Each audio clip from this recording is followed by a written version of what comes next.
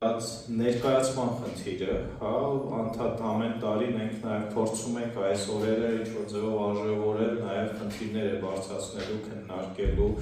ինչու՞ չէ նաև որոշակի լուծումների գալու առումով, կարծում եմ նաև դրանով են կարևոր այս օրերը, որ ոչ միայն իրար շնորհավորենք, նաև փորձենք քննարկել առկա հարցերը, խնդիրները։ Բոլորիս հայտնի է, որ Հայաստանի համար հուշարձանները, պատմական հուշարձանները եւ ամենամեծ հարստությունն է։ Մենք բացի դրանից առանձնապես շարժան չունենք։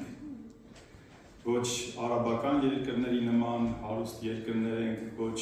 մեծ հանքեր ունեցող երկիր ենք եւ այլն եւ այլն։ Այսինքն պատմական հուշարձանները մեզ համար ռազմավարական նշանակություն ունեն։ Այն բնագավառը, որ ես եմ ներկայացնում, Հնագիտության եւ ազգագրության ինստիտուտը իրականում հետազոտական գործառույթ ունի։ Մենք տարվա կտրվածքով Հայաստանի տարածքում հետազոտում ենք 20-ից 30 հուշարձան եւ այդ հուշարձանների հետազոտության արդյունքում նոր շատ մեծ ինֆորմացիա է հայտ գալիս։ Բայց ես կուզենայի խոսել մի շատ կարևոր բանի մասին, որը բոլոր երկրների համար է կարևոր, էական, համակարգային մոտեցումն է։ Ես համակարգային մոտեցման կողմնակից եմ, որը շատ դեպքերում մեր իրականության մեջ բացակայում է։ Համակարգային մոտեցումը ինձ համար գործառույթների հստակ տարանջատումն է, գործառույթների։ Օրինակ, երբ մենք գնում ենք հնագիտական հուշարձան պեղելու, մեր խնդիրը գիտությունն է, մեր խնդիրը պահպանությունը չի։ Երբ մենք գիտությունը արեցինք, պեղեցինք, հանեցինք նյութերը, բերում ենք ինստիտուտ, վերականգնում ենք, մշակում ենք, պրոբացիա ենք ենթարկում, ուղարկում ենք անալիզների, վերջին փուլում բերում ենք թանգարան։ Այսինքն մեր երկխնդիրը այդ նյութը, այսպես ասած, խոսեցնելն է, հետո թանգարան հանձնելն է։ Երկրորդ փուլում հուշարձանապահպան կազմակերպությունը պիտի գա եւ հետևի այդ հուշարձանի վերականգնմանը։ Այսինքն, օրինակ, շատ հեռու չգնամ, մենք ենթադրենք աշխատում ենք արտանիշում, այն ծրագիրը, որ ես եմ մասնակցում, պեղեցինք հուշարձանը, դամբարանները բացվեցին, նյութերը մշակեցինք, մենք ըստ էության կամ բաց թողում ենք այդ հուշարձանը, կամ փակում ենք նորից հողով, որպեսզի չփչանա։ Երկրորդ փուլում հուշարձանապահպան կազմակերպությունը պիտի գա եւ զբաղվի հուշարձանի պահպանության խնդրով։ Մյուս կազմակերպությունը պիտի զբաղվի հուշարձանի տարածքը, այսպես ասած, ցանկերում մտցնելու խնդրով։ Վերջում այդ ամեն ինչի արդյունքում գա տուրիզմը, տուրիստական կազմակերպությունները 4-րդ փուլում եւ հանրահռչակի այն ինչ արել են այդ կազմակերպությունները։ Այս հերթականությունը, եթե մենք կարողանանք ապահովել, մենք կապահովենք տևական կայուն, այն որ ասում են sustainable, կայուն զարգացում։ Եթե մենք իրար չենք հաջորդում եւ զբաղվում ենք նույն գործով, մենք երբեք չենք կարողանալու առաջ տանել մեր երկիրը, մեր պետությունը։ Ես տեսնում եմ սրանում հիմնական խնդիրը։ Ամենակարևորը մենք կարողանանք զբաղվել մեր խնդիրներով, օրինակ տեսեք շատ հաճախ մեր հնագետներից շատերն էլ հուշարձանապահպան խնդիրներով են զբաղվում, որը իրենց գործառույթը չի։ Հնագետի խնդիրը հուշարձան պեղելն է եւ այդ տեղած նյութը խոսեցնելն է։ Բայց մենք կարող ենք համագործակցել, օրինակ այդպիսի շատ լավ համագործակցություն մենք ունեցանք հուշարձանապահպան պողակներից մեկի հետ վիշապաքարերի վերաբերյալ, վիշապաքարը 5 վիշապաքար ցեմենտի մեջ էին, գլխի հատվածով մենք գլխի, այսպես ասած, ցեմենտից հանեցինք եւ շրջեցինք, ճիշտ ձևով դրեցինք եւ դրա համար մենք անպայման դիմեցինք հուշարձանապահպան կազմակերպությանը, որպեսզի միասին անենք եւ որտեղ դա իրենց գործառույթն է։ Եթե մենք կարողանանք այդ գործառույթները ճիշտ պահել, մենք շատ մեծ հաջողությունների կհասնենք։ Ես համոզված եմ, որ Հայաստանում այսօր գործում են շատ պրոֆեսիոնալ մասնագետներ, որոնց համագործակցության արդյունքում այդ ամեն ինչը հնարավոր է իրականացնել։ Մենք այդպիսի տարբեր ծրագրեր իրականացնում ենք նաև արտասահմանյան գործընկերների հետ, կան լավ օրինակներ, բայց այնուամենայնիվ ես կարծում եմ, որ մեր բնագավառը Հնարավորության եւ ազգագրության ինստիտուտը հետազոտությունն է։ Հետազոտությունը հուշարձանին խոսեցնելը, հետագա փուլերը հուշարձանը արդեն պիտի հանձնենք այլ մասնագետների, որոնք այդ հուշարձանը արդեն ոչ միայն խոսեցնեն գիտության համար, այլ խոսեցնեն հանրության համար եւ պահեն սերունդների համար։ Սկսեմ խոսքս նախ շնորհավորանքով մեզ բոլորիս կարևոր այդ կապված, քանի որ որպես արդեն բիզնեսի ոլորտի ներկայացուցիչ մեր բիզնեսը ուղղակի չի կայանա, եթե չլինի հուշարձանը, եթե չլինի տեսարժան վայրը, մենք անմիջապես դրա փաթեթավորողը եւ վաճառողն ենք ըստ էության։ Եվ անդրադառնալով հարցին եւ իրականում այդ հարցի կոնտեքստում ես կցանկանայի ընդհանրապես մեկ այսպես ձեր թույլտվությամբ իհարկե պարոն Բոբոխյան հավելում անել այն շատ կարևոր ցանկի, որը ներկայացրեցիք գործողությունների հերթականության, օղակների հերթականության մեջ, իհարկե ես լիովին համաձայն եմ այդ օղակների մասով, բայց այնտեղ ըստիս բացակայում է մեկ օղակ, որը շատ կարևոր է, այ պահպանության հանձնելուց հետո եւ туриզմի հանրահռչակումից առաջ այդ արանքում այդ կարևոր օղակ կա, որը ցավոք սրտի մեր երկրում պակասում է, դա կառավարման օղակն է, այսինքն մենք այսօր ունենք լրջագույն խնդիր այդ հուշարձանների կառավարման պլանն է, որը ըստ էության չկա։ Այսինքն մենք ունենք հուշարձաններ հազարավոր, 10,000-ավոր եւ չկա գեթ մեկ հուշարձան, որի մասով կա պետական կառավարման ծրագիր, պետական կառավարման ռազմավարություն։ Ասում եմ, որպեսզի չմեղանչեմ, իրական մեկ հուշարձանի հետ կապված դեռևս ընդհանրապես ունենք ծրագիր եւ մյուս հետ կապված աշխատանքներ են տարվում, այս բայց միայն Գեղարդավանքը ունի կառավարման պլան մշակված, որը դեռ չի սկսել գործել, այսինքն դեռ կառավարության կողմից չի հաստատվել եւ տվյալ պայն ընթացքի մեջ է Տաթևի վանքի կառավարման պլանը, որին պատիվ են ունեցել որպես էքսպերտ մասնակցելու, այսինքն Տաթևի վանքի կառավարման պլանի զբոսաշրջային մասը հետազոտությունը իրականացրել եմ ես։ Եվ այստեղից էլ վերադառնանք արդեն ձեր տված հարցին, թե առանցրակ ինչ հետազոտություններ կան հուշարձանների ազդեցության վրա։ Պատասխանը հստակ է, չկան։ Այսինքն չենք կարող գտնել գեթ մեկ ծավալուն հետազոտություն մասնավորապես Հայաստանի Հանրապետության հուշարձանների վրա զբոսաշրջային հոսքերի ազդեցության մասով, ինչի որովհետև դեռ այս տարի նոր կառավարությունը սկսել է հետազոտել առհասարակ զբոսաշրջային այցերը, մանրամասներ, սեռատարիքային խմբեր, այսինքն մենք դեռ նոր այդ ճանապարհի ամենանախնական փուլում ենք գտնվում, այսինքն մինչև 2025 թվականը մենք չունենք որևէ տվյալ, թե Հայաստան կոնկրետ ինչ տարիքային խմբի, ինչ սեռի, ինչ նախասիրությունների եւ այլն հյուրեր են մտել, հետեւաբար ունենալ ավելի հեռու գնացող հետազոտության արդյունք կարծում եմ անիմաստ է դրանից, անգամ մտածել եւ ակնկալել։ Եվ վերադառնալով առհասարակ խնդրին, այսինքն նաև չկա այսպես ասած մանրամասն հետազոտություն, բայց մենք ունենք մեր այսպես ասած աշխատանքային հետազոտությունները, վերհանած որոշակի խնդիրներ եւ մեկ կարևոր փաստիվ է կարող ուշադրություն գրավել, որ կոնկրետ Նորավանք վանական համալիրի հետ կապված օրինակը մենք այնտեղ ունենք հրաշալի տապանատուն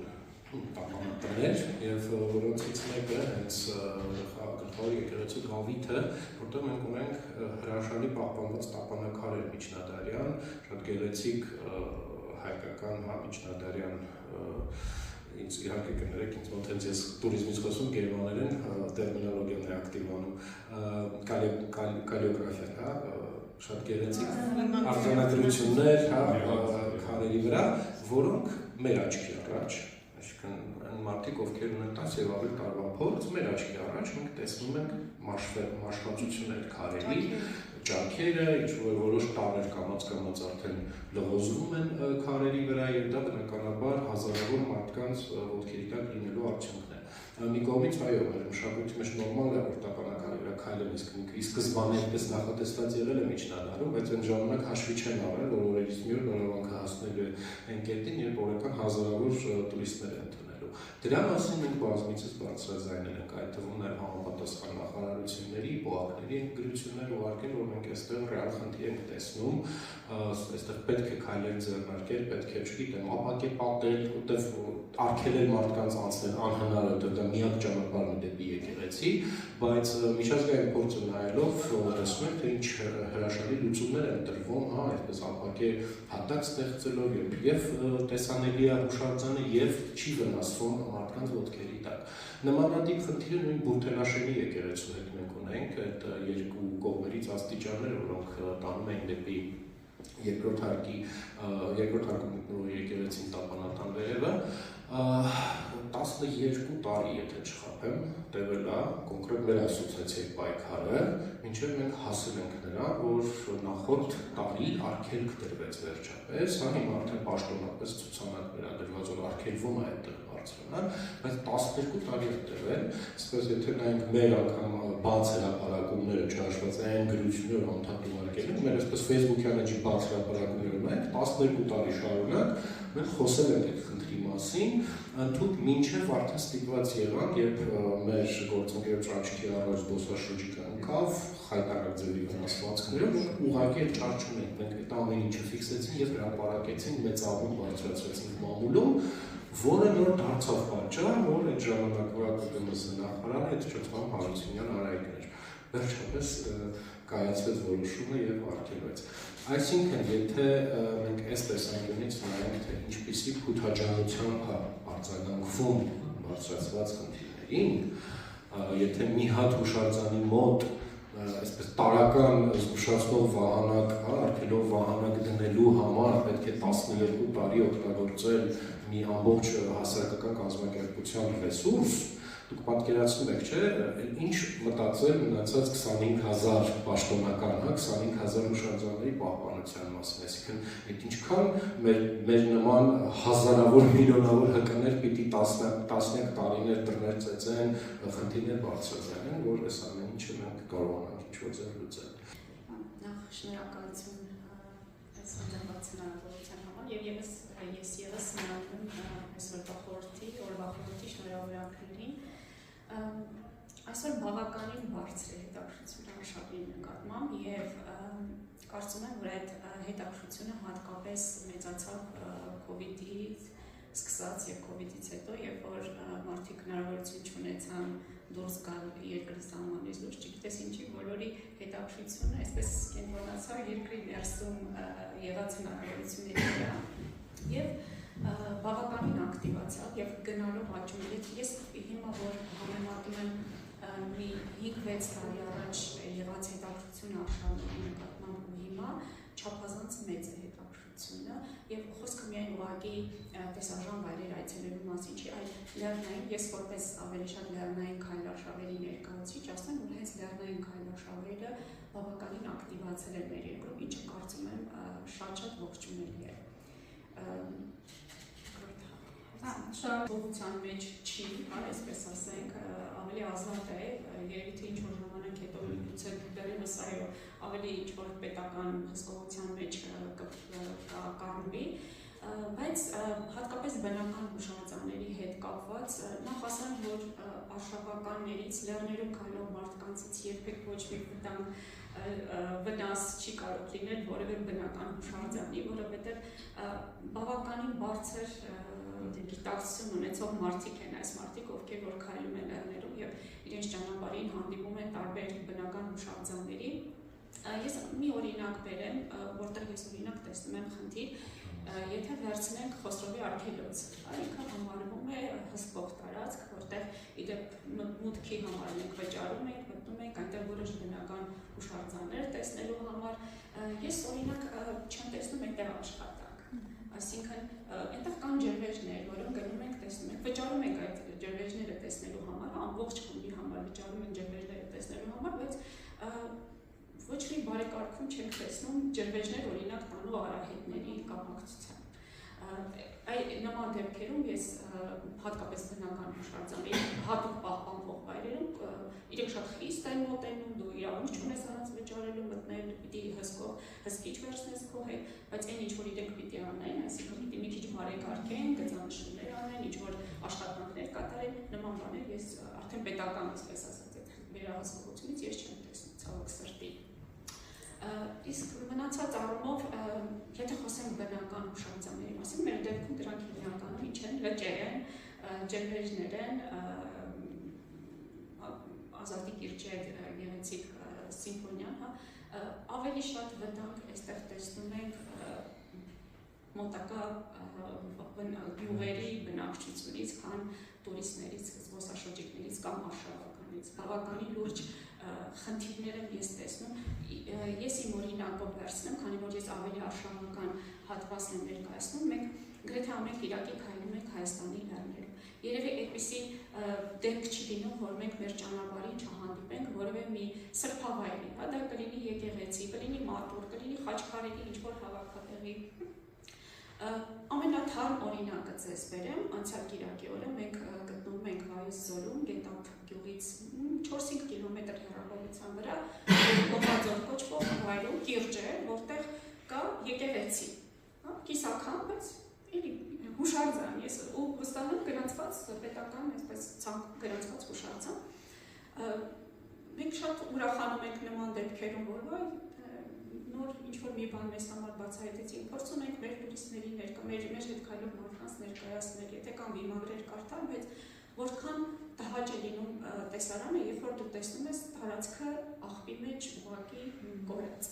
Ընդ որում մի քիչ եթե ավելի այսպես կենցաղային մակարդակով ներկայացնեմ, շշերի մեծ կույտեր, դատարկ շշերի մեծ կույտեր։ Եթե հատկապես մեզ հետ լինում են օտարազգի զբոսաշրջիկներ, ես ճիշտ ասած չգիտեմ այդ բանին ինչպես ինձ պահեմ, ինչպես ներկայացնեմ այդ տեսարանը, որտեղ մարդիկ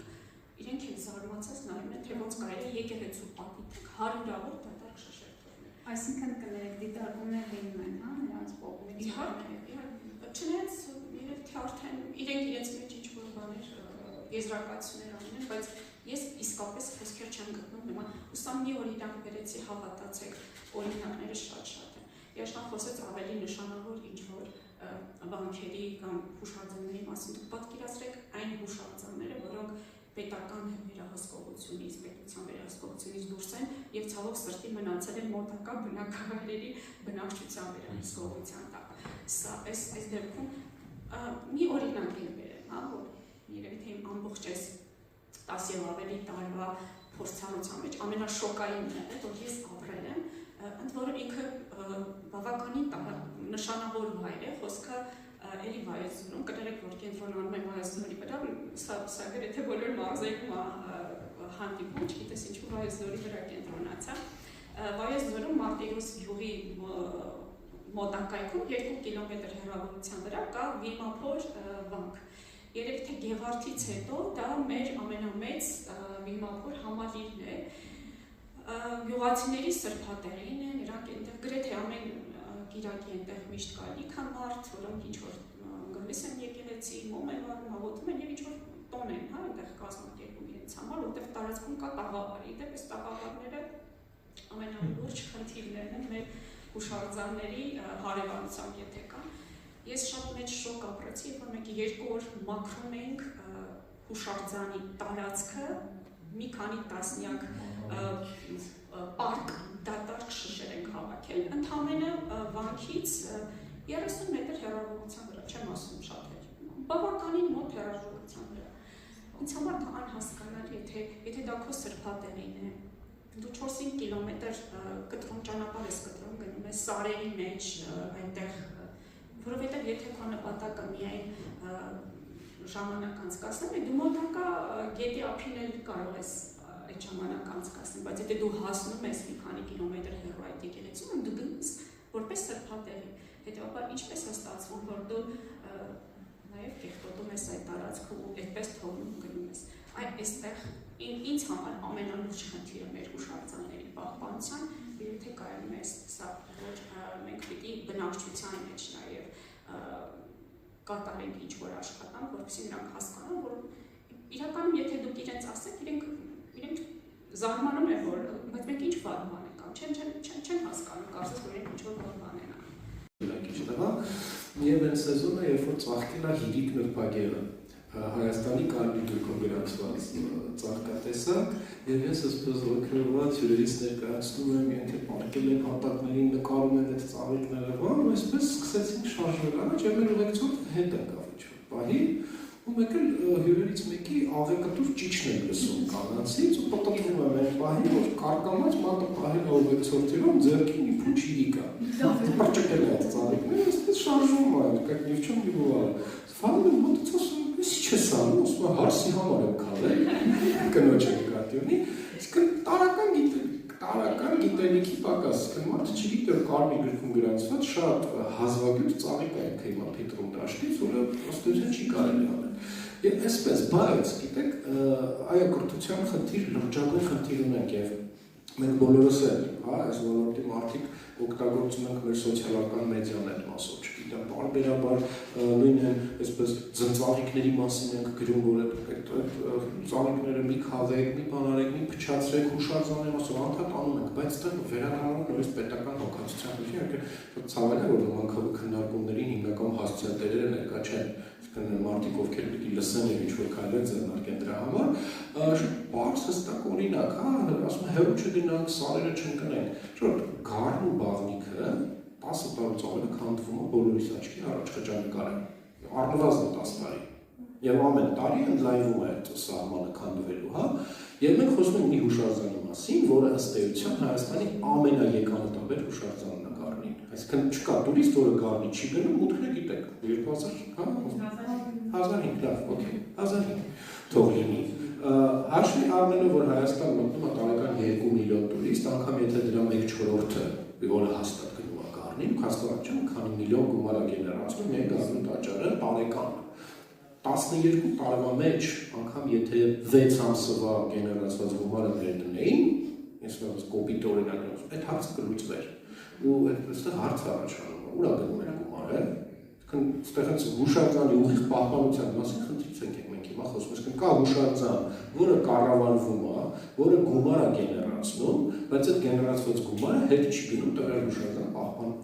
պահպանմանը։ Դա հարց է շում, ուր է գնում այդ գումարը։ Եվ եթե պետական կառավարումն է այսպիսին, ապա մենք ինչ ակնկալենք հասարակ, չգիտեմ, գյուղացի ինչ-որ մեկից, ով, չգիտեմ, 8-րդ դասարանից անգամ կրթություններ չի ստացել, մարդու հետ ինչ սպասենք այդ մարդուց։ Երբ որ չգիտեմ, բարձրագույն կրթությամբ պաշտոնյաները չեն ֆանում տարական բաներ, տարական քայլեր անել։